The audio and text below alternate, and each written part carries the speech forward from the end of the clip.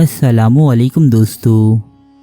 कुरान मजीद और अहादीस नबवी में क़यामत के करीब आ जाने की बहुत सी अलामात बयान हुई हैं, जिनमें सबसे वाज़ेह और रोशन निशानी हज़रत इमाम महदी अलैहिस्सलाम का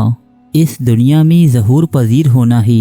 जबकि तारीख़ आलम के अज़ीम तरीन फितने यानी दज्जाल का खुरूज भी इमाम महदी के बाद ही अमल में आएगा। मशहूर सहाबी रसूल हज़रत सोबान रज़ी अल्लाह ताला अन्हो से रिवायत है कि एक मरतबा हुज़ूर अकरम सल्लल्लाहु अलैहि वसल्लम ने फरमाया कि तुम्हारे ख़जाने के लिए 3 अफराद आपस में जंग लड़ेंगे, इनमें से हर एक खलीफा का बेटा होगा। इसके बावजूद ये ख़जाना किसी के हाथ ना आएगा,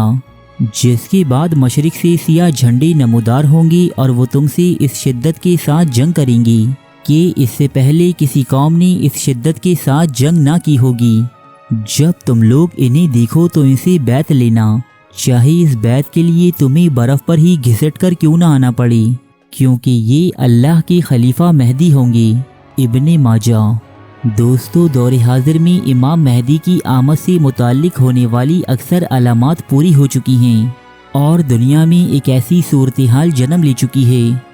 जो हज़रत इमाम महदी की आमद से पूरी तरह मुताबिकत रखती है। अरब के सऊदी हुक्मरान भी इन अलामात को बखूबी देख पा रहे हैं और ये ख़ानदान अपनी हुक्मरानी को कायम और महफूज रखने के लिए हर मुमकिन इक़दामात उठा रहा है। जिस तरह सऊदी हुक्मरान मोहम्मद बिन सलमान अपने इक़्तिदार को मजबूती और दवाम बख्शने के लिए बहुत तेज़ी से सऊदी अरब और इसके मुआशरे को तब्दील कर रहा है।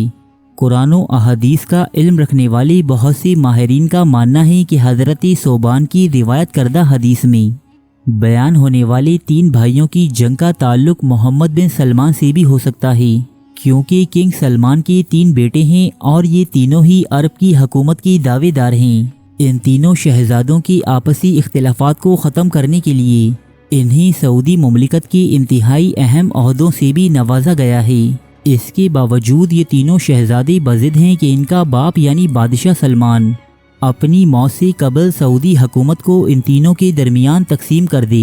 सऊदी ख़ानदान की अंदरूनी इख्तिलाफात और कुर्बे क़यामत से कबल तेज़ी से रोनमा होने वाली अलामात के बाइस सऊदी वली अहद मोहम्मद बिन सलमान अपनी हुकूमत की बका के लिए सऊदी मुआशरे को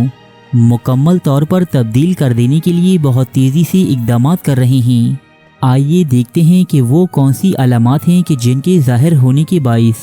सऊदी हुक्मरान ख़ानदान हालिया दिनों में शदीद इज़्तिराब और बेयकीनी की कैफियत से दोचार है। दोस्तों, कुर्राए अर्ज़ पर होने वाली मौसमियाती तब्दीलियों की बाइस सरज़मीनी अरब मामूल से ज़्यादा बारिशों और सैलाबों की जद में है। सिर्फ जिद्दा शहर ही पिछली 1 दहाई के दौरान 2 बड़े सैलाबों से नबरत आज़मा हो चुका है। ये मुल्क पिछले हज़ारों साल से एक सहरा की सूरत में दुनिया के नक्शे पर मौजूद था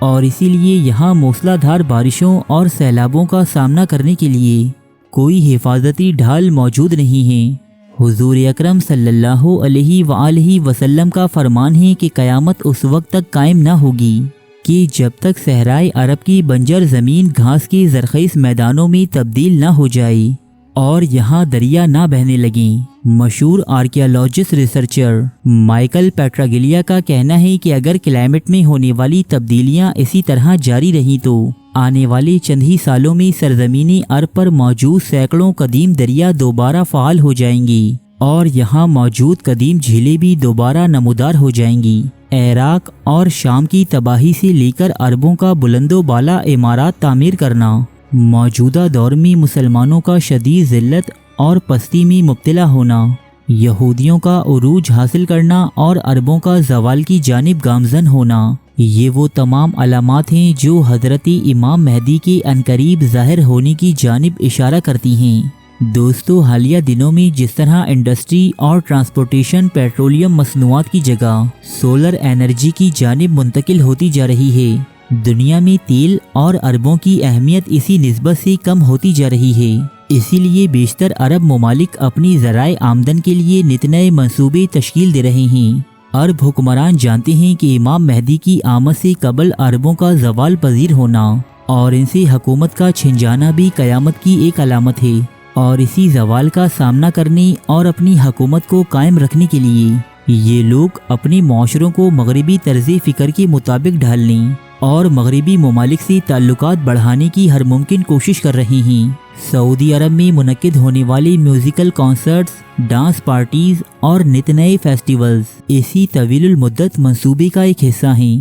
جبکہ نئے سعودی عرب میں اسلامی شعار کی حوصلہ شکنی اور مزاحمت زور و شور سے جاری ہے۔ اس سال آنے والے رمضان المبارک میں سعودی حکومت کی جانب سے مسلمانوں اور مساجد پر بہت سی پابندیاں عائد کی گئی ہیں، جن میں مساجد میں لاؤڈ اسپیکر کے استعمال پر پابندی، نمازوں کو ٹی وی چینلز پر نشر کرنے پر پابندی،